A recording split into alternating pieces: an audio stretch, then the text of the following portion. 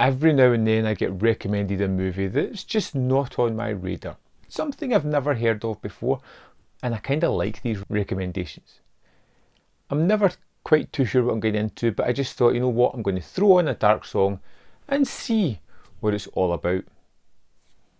And we're thrown into these two characters, Sophia and Joseph. Now Sophia, we can tell at the start, is up to something. She's looking for a house. She's found this big kind of stately mansion.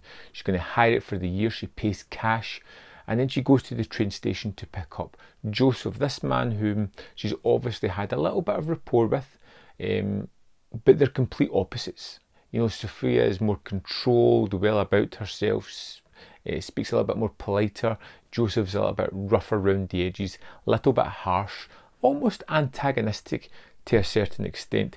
And you have these two characters meeting, and you kind of discover that there has been a trauma in Sophia's life, something that she just cannot get over, something she just cannot deal with properly, and is looking for the closure that she so desperately needs. Joseph, on the other hand, is a facilitator. He is a man who claims to be able to use black magic and is going to cast this spell so that Sophia can speak to her dead son and maybe get that closure that she needs. And it's just a really interesting plot. For all the movie, it's these two characters in this house, but it does it in a really interesting, constructive way. We have the idea of this spell, and it's not just the typical kind of spell that you'd have to do. This is something that's going to take months, that may have to be done a couple of times to get done right, and they're going to have to close themselves off. And they have, like I said, that antagonistic relationship where they don't really have a connection other than the task at hand. Joseph's very demeaning, demanding, and not forthcoming with the information that would maybe make things a little bit more understandable in Sophia's case, but is forcing her to do things all the way through the movie. And what I really liked about this one was the idea that Sophia had possibly had a psychological break at some point, and there was a possibility that Joseph was just using her because she's doing all the cooking, the cleaning, she's paying him a vast sum of money for this, and he doesn't really seem to be doing anything other than torturing this poor woman. And even though it's just the two of them and they're going through this ritual, doing these spells, it is captivating, fascinating stuff that I was just hooked on.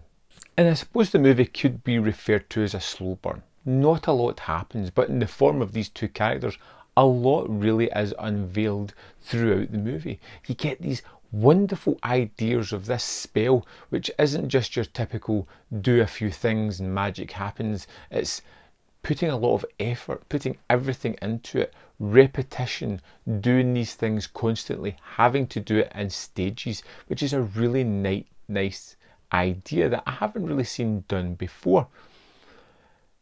And the movie, for the most part, is an atmosphere piece. You know, it's a character study. We get these two characters.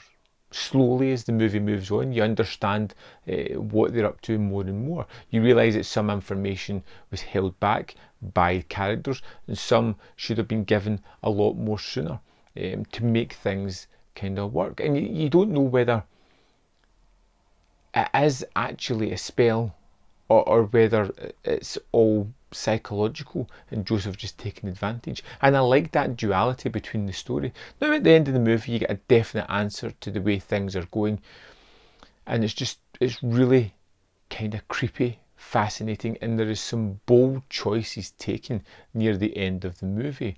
And I kind of liked the way that it did that. I liked the way that it went for something a little bit different and achieved it as well. You get wonderful characters, you get a really nice setting, you get an interesting idea of a plot where really not much happens, but I was hooked in every scene. I couldn't wait to see what was happening next, what the characters would do or say next to unveil more about their characteristics.